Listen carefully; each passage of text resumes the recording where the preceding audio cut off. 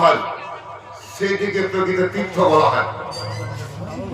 তীর্থ শব্দের ব্যাখ্যা করেছেন এখানে ত্রি ধাতুর থাপ্পত্তর।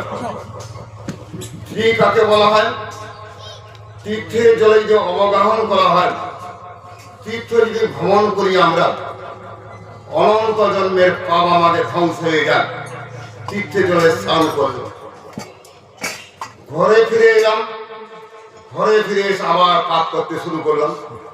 পাপ তো ঢেলে এসেছে তীর্থের মধ্যে, আবার পাপ করি, এই বলে বারবার করে পাপ করতে থাকে, বারবার করে তীর্থে যায়। কুঞ্জর সৌর্যবত। কুঞ্জর কাকে বলা? হাতিকে বলা হচ্ছে কুঞ্জর। হাতিকে স্নান করানোর সঙ্গে সঙ্গে সে হাতি করে কি মাটির মধ্যে গড়াগড়ি দেয়, আবার স্নান করান, আবার মাটির মধ্যে গড়াগড়ি দেয়।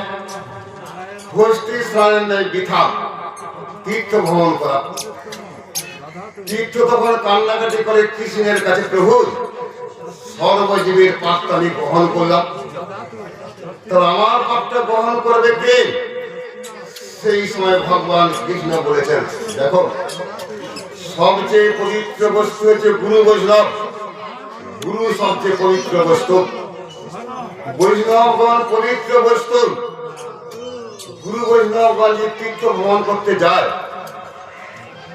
তীর্থের জলে যদি স্নান করে গুরু বৈষ্ণবগণ, তীর্থ পবিত্র হয়ে যান। গুরু বৈষ্ণবগণ যদি তীর্থে না যান, সেই তীর্থকে তীর্থ বলা হয়নি। গৌড়ীয় মঠের প্রতিষ্ঠাতা ভক্তি সিদ্ধান্ত প্রভুপাদ তিনি কি বলে গেলেন?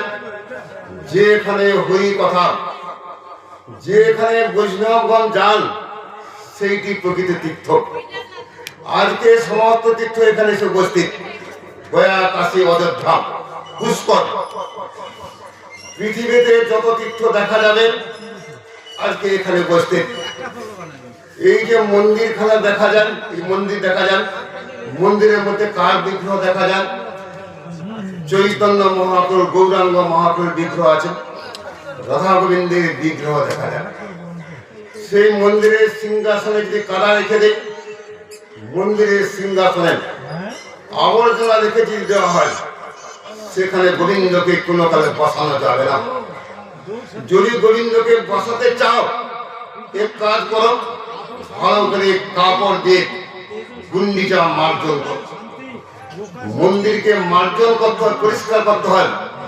অনেক বাড়িতে দেখা যায় মন্দির নোংরা করে রেখেছে, নোংরার মধ্যে কৃষ্ণ কোনো কালে অনুষ্ঠান করবেন না, কৃষ্ণচন্দ্র নোংরার মধ্যে। সেটা আমরা করি কি কাপড় দিয়ে পরিষ্কার